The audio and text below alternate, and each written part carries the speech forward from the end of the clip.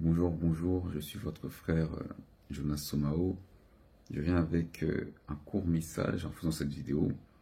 Et le message est juste que Dieu va bientôt justifier le prophète Elipada qui est actuellement introuvable et qui est entre les mains de certaines personnes mal intentionnées.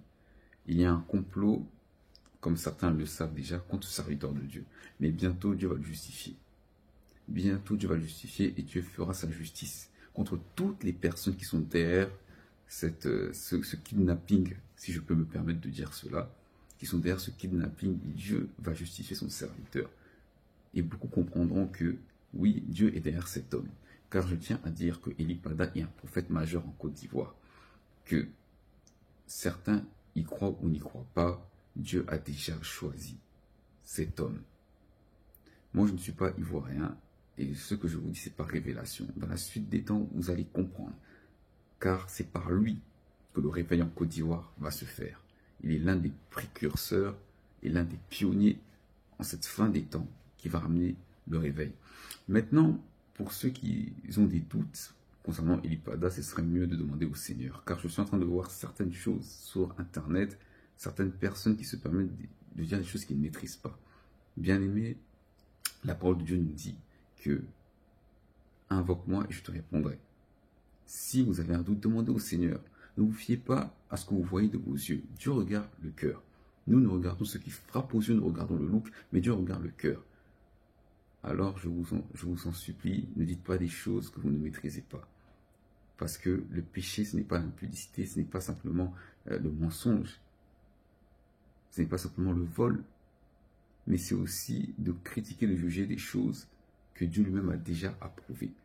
Si Dieu a déjà approuvé, qui va s'y opposer? Donc voilà le message que j'avais à donner, que bientôt vous verrez que Dieu va justifier cet homme-là. Ceux qui sont derrière ce complot, je vous invite à vous repentir car votre humiliation sera très grande. Très grande. Ne faites pas comme les pharisiens. Bon, vous l'avez déjà fait, mais vous pouvez encore repartir en arrière et demander pardon. Car la colère de Dieu est déjà sur vous. La colère de Dieu est déjà sur les personnes qui ont organisé ce complot.